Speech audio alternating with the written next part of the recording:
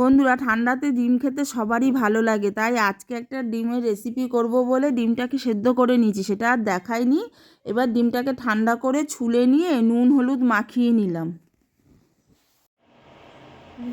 পালংটা বন্ধুরা ভালো করে ধুয়ে নিয়েছি। ধুয়ে এবার ইন্ডাকশন ওভেনে সিদ্ধ বসিয়ে দিচ্ছি। এটা সিদ্ধ হতে হতে আমি ডিমটা ভেজে নেব। পালংটা 3-4 মিনিট সেদ্ধ হোক, আমি ততক্ষণে ডিমটা ভেজে নিই।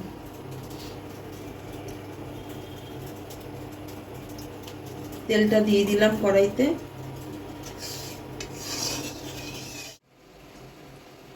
তেলটা গরম হয়ে গেছে, ডিমটা ভাজতে দিয়ে দিই।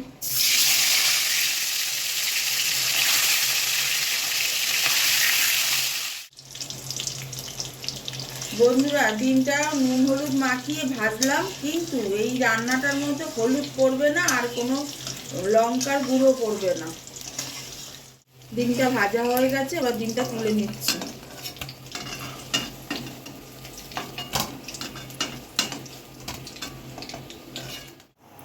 পালংটা সিদ্ধ হয়ে গেছে, এবার পালংটা নামিয়ে রাখি, ঠান্ডা হতে দিই।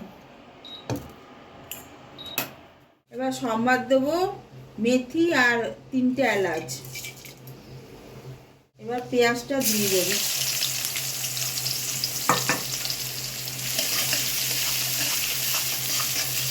পালং শাকটা সিদ্ধ হয়েও ঠান্ডা করে নিয়েছি। এবারে পালং শাকটা মিক্সি বলে দিয়ে দেবো। এর সাথে দেবো কাঁচা লঙ্কা।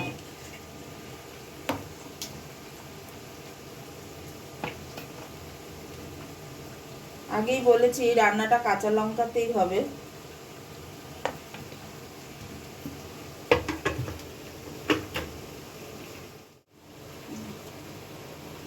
পালং আর কাঁচা লঙ্কার পেস্টটা হয়ে গেছে। পেঁয়াজটা লাল লাল প্রায় হয়ে এসেছে। এবারে মশলাগুলো দিয়ে দেবো।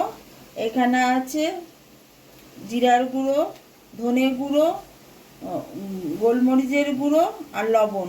এটা দিয়ে দেবো।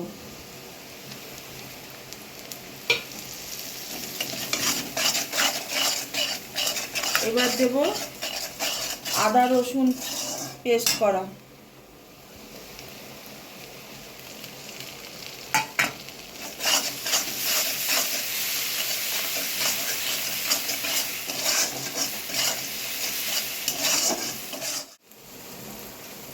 এবার দেবো কড়াইশুঁটি।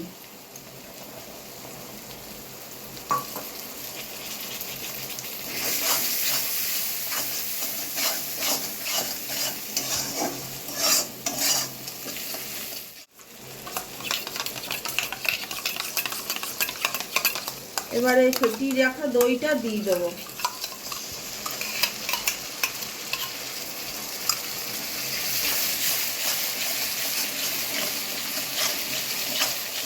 তার সাথে দেবো গরম মশলার গুঁড়ো।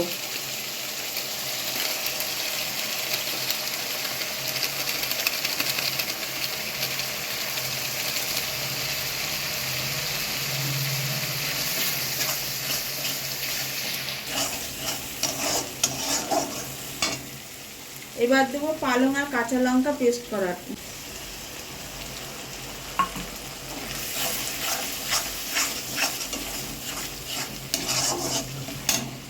তার সাথে মিক্সি বাটি ধোয়া আর বাটি ধোয়া জলটা দিয়ে দেবো।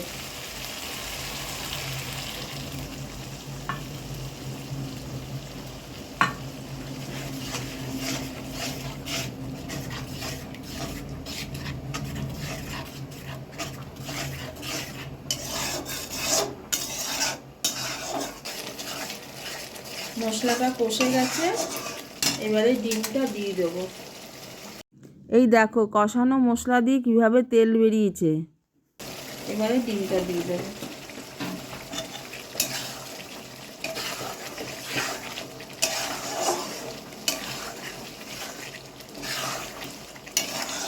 তোমরা চাইলে মিষ্টি দিতে পারো, কিন্তু আমি মিষ্টি দেইনি।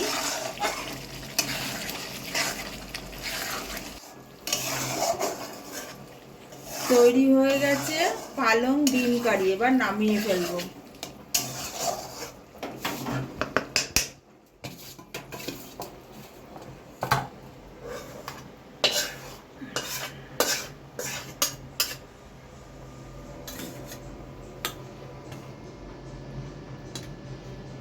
তৈরি হয়ে গেছে আজকের রেসিপি পালং ডিম কারি। তোমরা সবাই ঘরে এইভাবে রান্না করো, করে খেয়ে তারপরে কমেন্ট বক্সে কমেন্ট করো। লাইক শেয়ার অবশ্যই করবে। নতুন বন্ধু যারা আমার চ্যানেলে আছো তারা অবশ্যই সাবস্ক্রাইব করে দিও। আজকের জন্য টাটা, আবার দেখা হবে নতুন ভিডিওর সাথে।